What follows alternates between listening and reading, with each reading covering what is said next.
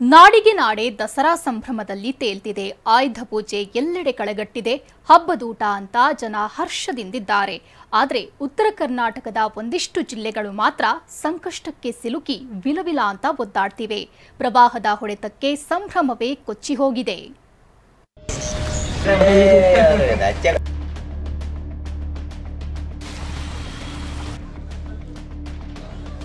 ಕೆರೆ ಯಾವುದೋ ಗೊತ್ತಿಲ್ಲ, ಊರು ಎಲ್ಲಿದೆಯೋ ಅದು ತಿಳಿಯುತ್ತಿಲ್ಲ, ರಸ್ತೆಗಳಂತೂ ಎಲ್ಲೋದ್ವೋ, ಜಮೀನುಗಳಿಗೆ ಎಂತಹ ಗತಿ ಬಂತಪ್ಪ ಅಂತ ಜನ ಒದ್ದಾಡ್ತಿರುವ ದೃಶ್ಯ ನೋಡಿದ್ರೆ ಕರುಳು ಚುರುಕನ್ನುತ್ತೆ.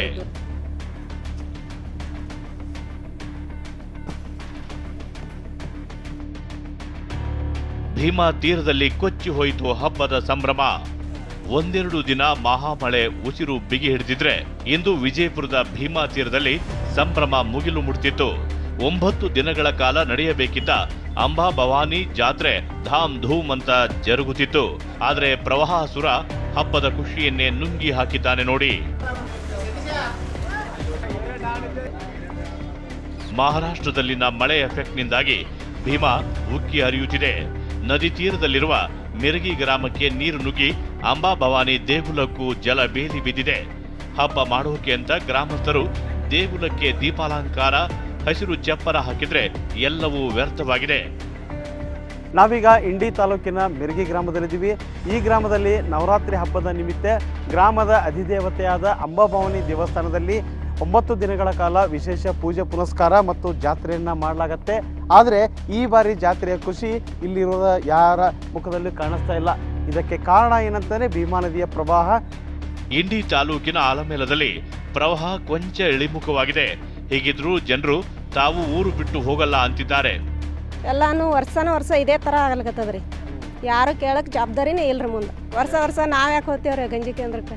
ಒಂದು ವ್ಯವಸ್ಥೆ ಐತಂದ್ರೆ ನಾವು ಒಂದು ನಮ್ಮ ಕುಟುಂಬದಾಗ ಇರ್ತೇವ್ರಿ. ನಮ್ಮ ಕುಟುಂಬದಾಗ ತಗ್ಗಿದ ಪ್ರವಾಹ ಊರಿನತ್ತ ಬಂದ ಜನ ಕಳೆದ 4-5 ದಿನಗಳಿಂದ ಕಲಬುರಗಿ ಜಿಲ್ಲೆ ಭೀಮಾ ಕೋಪಕ್ಕೆ ನಲುಗಿ ಹೋಗಿತ್ತು.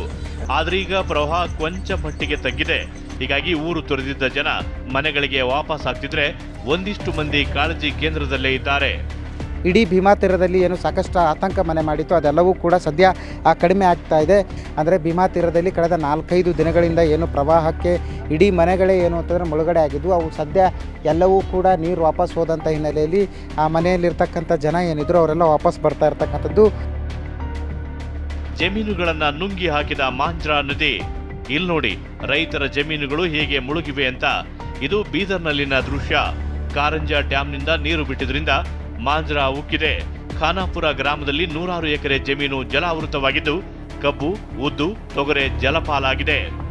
ನಂದು 5 ಎಕರೆ ಜಮೀನಿದೆ. ಅದರಲ್ಲಿ 2 ಎಕರೆ ತೊಗರಿ, 1 ಎಕರೆ ಸೋಯಾ ಅಂತೂ ಪೂರ ಮಳೆಯಿಂದ ಕೊಚ್ಕೊಂಡು ಹೋಗಿದೆ. ಹೋದ ತಿಂಗಳ 16 ತಾರೀಕಿಂದ ಈ ತಿಂಗಳ 16 ತಾರೀಕುವರೆಗೂ ಸತತವಾಗಿ ಮಳೆ ಬೀಳ್ತಾ ಇದೆ. ಹಾಗಾಗಿ ಸಂಪೂರ್ಣ ಜಲವರ್ತ ಆಗಿದೆ ಬೆಳೆ ಎಲ್ಲ. ಅದನ್ನು ನೋಡಿ ಪರಿಹಾರ ನೀಡಬೇಕು. ಯಾದಗಿರಿಯಲ್ಲೂ ಭೀಮಾ ರೈತರ ಬದುಕಿಗೆ ಬರೆ ಎಳೆದಿದ್ದಾನೆ. ಪ್ರವಾಹ ಕೊಂಚ ಮಟ್ಟಿಗೆ ತಗ್ಗಿದೆ. ಹೇಗಿದ್ರೂ ಸಂತ್ರಸ್ತರು ಜಿಲ್ಲಾಧಿಕಾರಿಗಳು ನಮ್ಮ ಸಮಸ್ಯೆ ಆಲಿಸಬೇಕು ಅಂತ ಪಟ್ಟು ಹಿಡಿದು ಪ್ರತಿಭಟನೆ ಮಾಡಿದ್ದಾರೆ.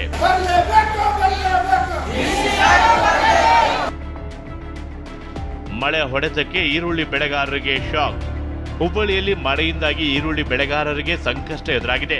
ಈರುಳ್ಳಿ ಇಳುವರಿ ಕಡಿಮೆಯಾಗಿದ್ದು ಒಂದು ಕಡೆ ಆದರೆ ಸೂಕ್ತ ಬೆಲೆ ಸಿಗದೇ ಇರೋದು ಅನ್ನದಾತರನ್ನ ಕಂಗಾಲಾಗಿಸಿದೆ. ಕ್ವಿಂಟಾಲ್ ಈರುಳ್ಳಿಗೆ 200 ರಿಂದ 500 ರೂಪಾಯಿಗೆ ಮಾರಾಟ ಮಾಡುವಂತಾಗಿದೆ.